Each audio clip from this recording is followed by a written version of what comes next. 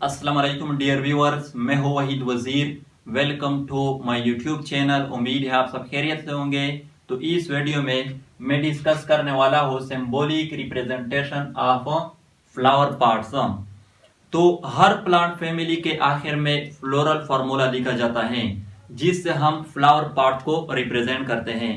तो majority student को ये कंफ्यूजन होती है, उनको ये मालूम नहीं होता कि हम कैसे क्या रिप्रेजेंट करते हैं, पी से क्या रिप्रेजेंट करते हैं, ए से क्या रिप्रेजेंट करते हैं या ब्रैकेट से क्या रिप्रेजेंट करते हैं। तो इस वीडियो में हम ये सब डिस्कस करेंगे। तो हर प्लांट फैमिली के फ्लोरल फार्मूले के स्टार्ट में आप लोगों को मिलेगी ये साइन या ये साइन। तो इन दोनों साइन से हम रिप्रेजेंट करते हैं सिमेट्री ऑफ फ्लावर को। अब अगर ये साइन है तो इससे हम रिप्रेजेंट करते हैं कि फ्लावर जो है वो क्या है, वो एक्टिनोमार्फिक है। एक्टिनोमार्फिक फ्लावर वो फ्लावर होता है जिसको हम किसी भी प्लेन से टू इक्वल हिस्सों में डिवाइड कर सकते हैं। और अगर ये साइन है तो इससे हम रिप्रेजेंट करते हैं कि फ्लावर जो है वो क्या है, वो जाइगोमार्फिक है। जाइगोमार्फिक फ्लावर वो फ्लावर होता है जिसको हम सिर्फ एक ही प्लेन से टू इक्वल हिस्सों में डिवाइड कर सकते हैं।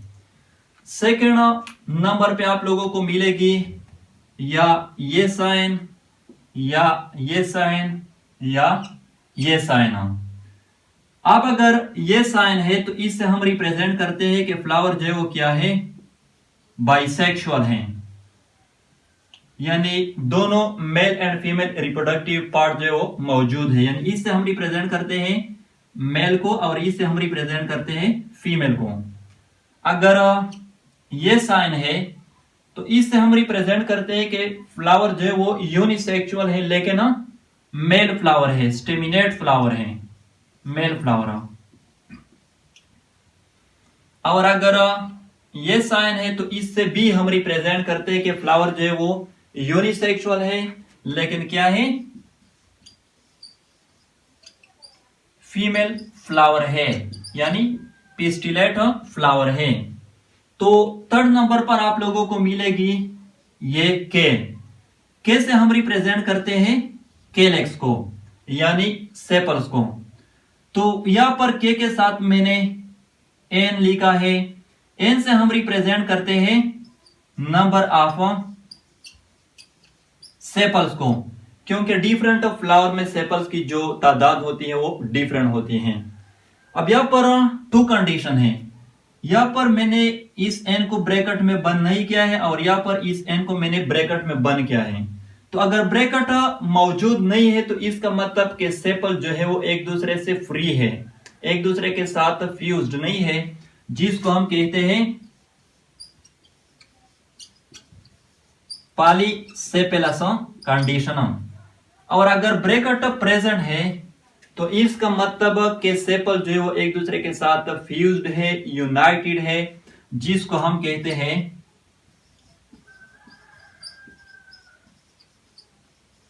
Gamosepalous condition. और in case of petals, in case of stamens, in case of carpels भी इसी तरह होगा। यानी अगर ब्रैकेट प्रेजेंट है तो मतलब कि वो एक दूसरे के साथ फ्यूज्ड है, और अगर प्रेजेंट नहीं है तो मतलब कि वो एक दूसरे से फ्री है। तो फोर्थ नंबर पर मिलेगी आप लोगों को सी। सी से हम रिप्रेजेंट करते हैं कोरोला को, यानी पेटल्स को। तो यहां पर भी मैंने एन जो है वो लिखा है सी के साथ, इसका मतलब है नंबर ऑफ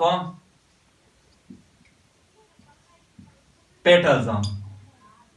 अब अगेन यहां पर ब्रैकेट नहीं है तो इसका मतलब कि ये जो पेटल्स हैं ये एक दूसरे से फ्री है, एक दूसरे के साथ फ्यूज्ड नहीं है, जिसको हम कहते हैं पॉलीपेटलस कंडीशन। और यहां पर ब्रैकेट प्रेजेंट है तो इसका मतलब कि पेटल जो है वो एक दूसरे के साथ फ्यूज्ड है, यूनाइटेड है, और इसको हम कहते हैं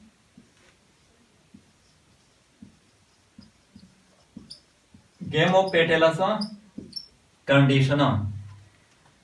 तो यहां पर ये नोट कर ले, बाज ऐसे फ्लोरल फॉर्मूलेज होते हैं जिसमें ना खे होती है और ना सी होती है।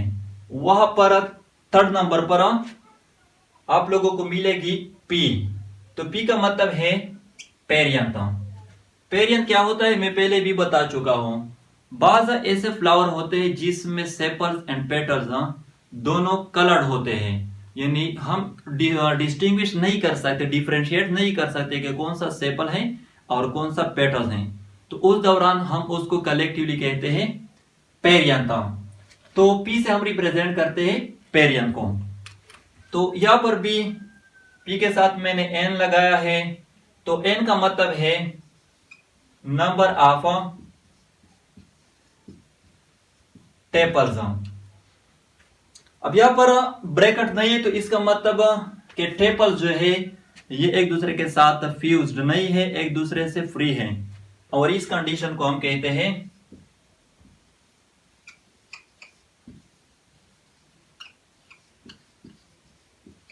पॉलीफिलस। और यहां पर ब्रैकेट जो है वो प्रेजेंट है, तो इसका मतलब कि टेपल जो है वो एक दूसरे के साथ फ्यूज्ड है, यूनाइटेड है, और इस कंडीशन को हम कहते हैं